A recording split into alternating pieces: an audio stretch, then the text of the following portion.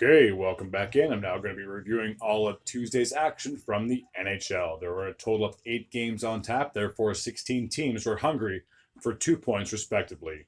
Starting with the teams you see on your screen, as we had two teams from the Atlantic duking it out as the Florida Panthers were continuing their road trip, taking on my beloved Montreal Canadiens. So in the first period, Lundell would kick things off, getting his 10th goal of the year, 9 minutes and 16 seconds into the frame, opening up the scoring, making it 1-0 in favor of the Panthers. Yoel Armia would score 58 seconds after that, no, 56 seconds after that, potting his 14th goal of the year from Pezzetta and Alex Newhook. Alex Barkov would give the Panthers a 2-1 lead with 6 minutes and 47 seconds to go on the clock. For Barkov, that'd be his 22nd goal of the season, assisted by Tarasenko. The Panthers had a 2-1 lead heading into the second period. Nick Suzuki would tie the game up, getting his 31st goal of the year, 5 minutes and 58 seconds in that second period. And then he would also get his second goal of the game with 7 minutes and 36 seconds to go, assisted by Matheson and Newhook, a power play goal to note. So the 2 goals in the second period, he gave the Montreal Canadiens a 3-2 lead heading into the third period. Cole Caulfield would strike in the third period, just 33 seconds into that frame. For Caulfield, that'd be his 21st goal of the year from Slavkovsky and Goalie. Jake Evans would get a shorthanded goal, 4 minutes and 34 seconds into that third period. For Evans, that would be his 7th goal of the season, increasing the lead to 5-2. Sam Bennett would score with 1 minute and 16 seconds to go, cutting the deficit to 5-3. For Bennett, that would be his 18th goal of the year, assisted by Kulikov and Lundell. But unfortunately, the Panthers were not able to mount a comeback. 5-3 would be the final score in this one. So with the victory, Montreal is now sitting at 29, 33, and 12. They currently have 70 points on the season with 8 games remaining. And they're still 12 points out of a playoff spot. But again, I'm more realistic. It's not happening, considering they have 1, 2, 3, 4, 5, 6, 7 teams. They would have to jump over that hurdle in order to make a miraculous run. And no, it's not happening. As for the Panthers, after the loss, they are 47, 24, and 5. They have 99 points on the season with 6 games remaining. All right.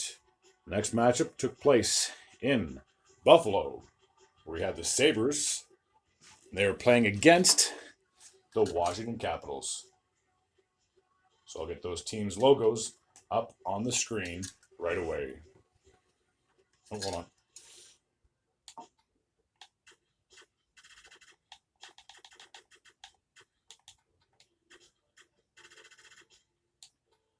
All right. So in the first, Fahervery would get his 3rd goal of the year, assisted by Scarboza and Lapierre. 2 minutes and 46 seconds into that opening frame.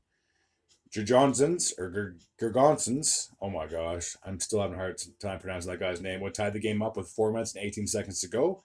That would be his 8th goal of the year, assisted by Dahlin and Owen Power. Peterka would give the Sabres a 2-1 lead with 3 minutes and 10 seconds to go, a power play goal, his 27th goal of the year, assisted by Tuck and Benson. So the Sabres had a 2-1 lead heading into the second period. Peterka would strike again in the second, getting his 2nd goal of the season, 2nd goal of the game. That'd be his 28th goal of the year, assisted by Alex Tuck, and that goal happened with 9 minutes and 6 seconds to go on the clock, giving the Sabres a 3-1 lead. Dylan Stromwood cut the deficit to 3-2 with 46 seconds to go. A power play goal to note. For Strome, that would be his 26th goal of the year, assisted by Karlsson and Ovechkin. So after 40 minutes of play, the Sabres had a 3-2 lead. Rasmus Dahlin would increase the lead to 4-2, getting his 18th goal of the year from Peterka and Tage Thompson. A power play goal 3 minutes and 3 seconds into that third period. Tage Thompson would increase the lead to 5-2, 4 minutes and 48 seconds into that same period. For Thompson, that would be his 27th goal of the year, assisted by Quinn and Benson. Alex Tuck would increase the lead to 6-2, 5 minutes and 33 seconds into that third. For Tuck, that would be his 20th goal of the year, assisted by Thompson and Dahlin. So the Sabres got a massive win. 6-2 would be the final score in this one. So with the win, Buffalo is now sitting at 36, 35, and 7. They have 77 points on the season with 6 games remaining. They're only 5 points back out of a playoff spot, so not all hope is lost just yet. And after the loss, the Washington Capitals are 36, 28, and 10. They currently have 82 points, and they have the second wildcard spot in the Eastern Conference as we speak, with 8 games remaining.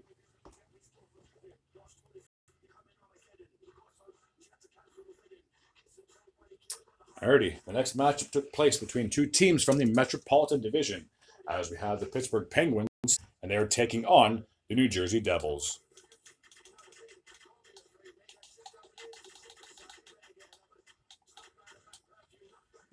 All right, let's take a look and see how this matchup went.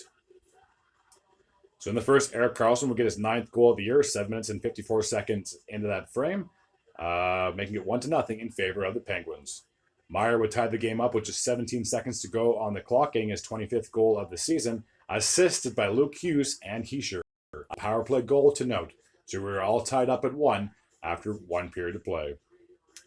Lazar would give the New Jersey Devils a 2-1 lead, getting his 7th goal of the season, assisted by Nosek and Marino 9 minutes and 42 seconds into that second period. With 2 minutes and 13 seconds remaining, Jesper Bratt would increase the lead to 3-1, notching his 25th goal of the year, assisted by Hischier and Marino. So after 4 minutes of play, the Devils had a 3-1 lead. In the third period, Sidney Crosby would get his 38th goal of the year from Malkin and Rust, 6 minutes and 48 seconds into that third, cutting the deficit to 3-2, and that would also be a power play goal. Malkin would tie the game up, getting his 22nd goal of the season, assisted by St. Ivany and Matthew Bunting, 7 minutes and 55 seconds into that third period. Raquel would give the Penguins a 4-3 lead, getting his 13th goal of the season, assisted by Pettersson, and that goal happened with 3 minutes and 44 seconds to go on the clock.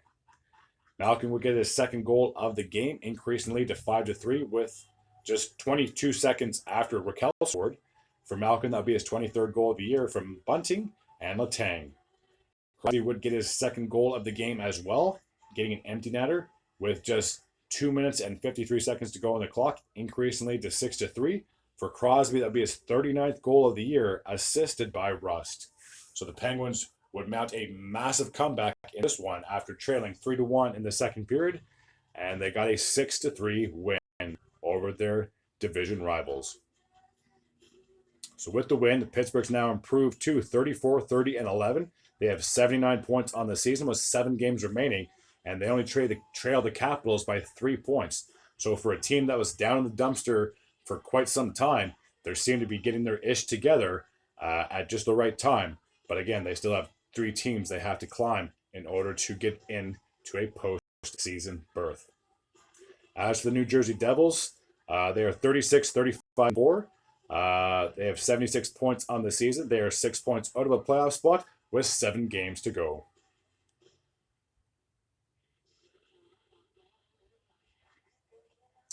Okay, so the next matchup took place on Long Island, where we had the Islanders, and they are playing host to the Chicago Blackhawks. So I'll get those teams on the screen momentarily. All right.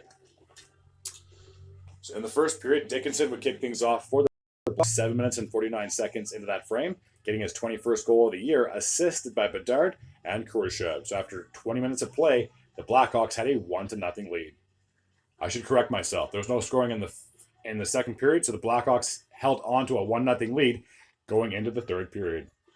Bo Horvat would tie the game up, getting his 31st goal of the year, assisted by Barzal and Cizikas, 1 minute and 33 seconds into that third period. A power play goal to note. Holmstrom would give the Islanders their first lead of the night.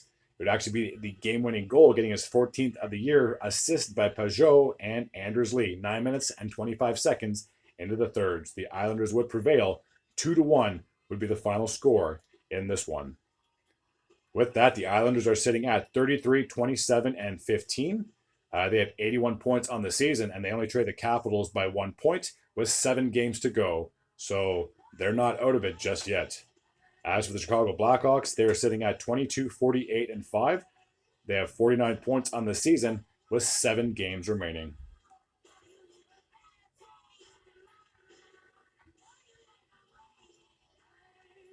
Okay, the next matchup took place in Minnesota, where we had the Wild playing host to the Ottawa Senators.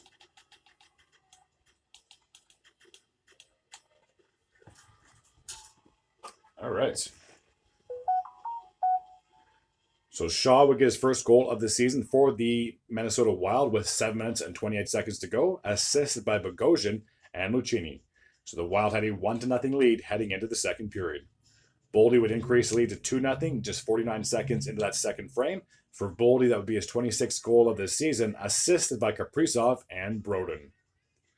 Batherson would cut the deficit to 2-1, 7 minutes and 43 seconds into that same period. For Batherson, that would be his 27th goal of the year, assisted by Tkachuk and Chechurkin, and that would be a power play goal as well. So the Wild had a 2-1 lead heading into the third period.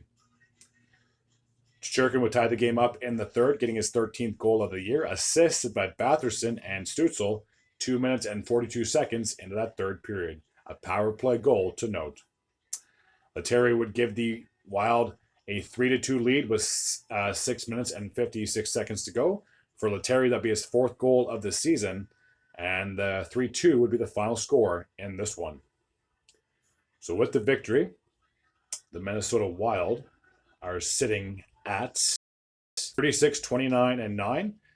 They currently have 81 points on the season with 8 games remaining. They trail the second wildcard spot by 6 points, so don't give up on them just yet.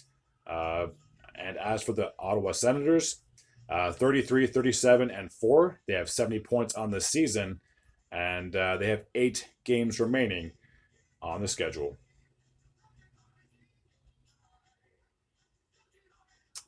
Okay, so the next matchup took place in Nashville, where we had the Predators, and they were playing host to the Boston Bruins.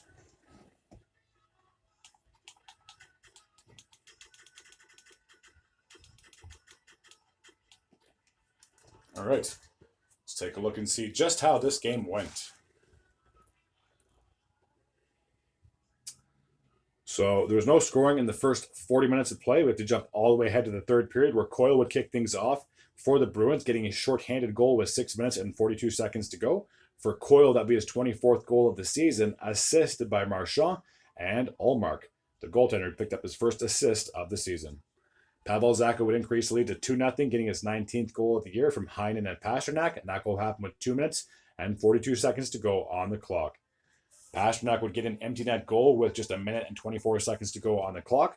For Pasternak, that would be his 46th goal of the season, assisted by Zacha and Heinen. I'll just say this right now, that I wouldn't be surprised if Pasternak got 50 goals this year. So 3-0 would be the final score in favor of the Bruins. So with the victory, the Bruins have now improved to 44, 17, and 15. They have 103 points on the season. They're sitting in first in the Atlantic Division with 6 games remaining. For the Nashville Predators, after the loss, they are 43, 28, and 4. They currently have 90 points on the season with 7 games remaining, and they do have the number 1 wildcard spot in the Western Conference.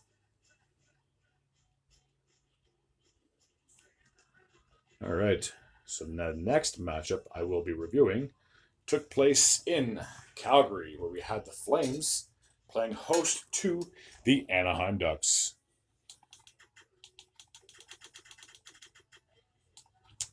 So 2 teams from the Pacific duking it out. All right, let's take a look and see how this matchup went. So in the first period, McTavish would open up the scoring with 5 minutes and 57 seconds to go. That would be his 19th goal of the season, assisted by Zellweger and Leeson. So the Ducks had a 1-0 lead heading into the second period. Jaron Govich would tie the game up, getting his 29th goal of the year from Kadri and Weegar, 2 minutes and 30 seconds into that middle frame. A power play goal to note. Kuzmenko would give the Flames a 2-1 lead with 9 minutes and 34 seconds to go on the clock. For Kuzmenko, that'd be his 16th goal of the season, assisted by Kadri and Pospisil. Troy Terry would get a power play goal, tying it up for the Ducks, getting his 20th goal of the season from Leo Carlsson and Zellweger, and that goal happened with 6 minutes and 24 seconds to go in the period. So after 40 minutes of play, we had 4 goals, 2 aside, respectively. In the third period, Cam Fowler would give the Ducks a 3-2 lead just a minute and 52 seconds into that frame. For Fowler, that'd be his 5th goal of the year, assisted by Zegras and Zellweger. Alex Killorn would increase the lead to 4-2, 5 minutes and 9 seconds into that third. For Killorn, that'd be his 16th goal of the year, assisted by Troy Terry. Kuzmenko would get his 2nd goal of the game, making it his 17th of the season from Postol and Uyghur, 9 minutes and 34 seconds into the third period. Alex Killorn would get his second goal of the game. For him, wow, I'm stumbling over my words this late in the video. For Killorn, that'd be his 2nd goal of the game, his 17th of the season, assisted by Lacombe and Troy Terry. So the Ducks would get a 5-3 road victory over the Flames. With the victory, the Anaheim are sitting at 25-47-4. They have 54 points on the season with 6 games remaining. As for the Calgary Flames, they are 34-35-5. They have 73 points on the season with 8 games remaining. Okay, and I believe there's just one more game to review, and that took place between the Vegas Golden Knights and the Vancouver Canucks.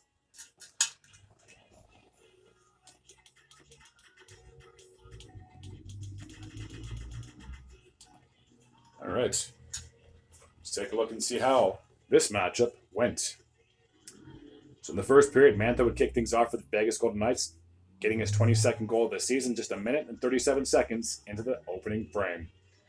Jonathan Marchessault leads at 2-0, getting his 41st goal of the season from Barbashev and McNabb. 6 minutes and 23 seconds into the first. Höglander would get the Canucks on the board, getting his 23rd goal of the season, assisted by Brock Besser, 9 minutes and 20 seconds into the opening period. Jack Eichel would increase the lead to 3-1 just 20 seconds later, getting his 26th goal of the season, assisted by Marchessault and Barbashev. Noah Hanifin would increase the lead to 4-1, getting a power play goal with 5 minutes and 18 seconds to go. For Hanifin, that would be his 12th goal of the season, assisted by Eichel and Marchessault. So the Golden Knights scored 4 goals in the first period, giving them a 4-1 lead heading into the second period. William Karlsson would increase the lead to 5-1, getting his 26th goal of the year from Pietrangelo and Mantha a minute and 46 seconds into the middle frame. A power play goal to note. Speaking of power play goals, Quinn Hughes would finally get on his goal score sheet, getting his 14th of the year from Garland and JT Miller, 6 minutes and 13 seconds into the frame, cutting the deficit to 5-2. In the third period, Quinn Hughes would strike again, getting his 2nd goal of the night, his 15th of the season, assisted by Potskin, and that goal happened a minute and 41 seconds into the third period.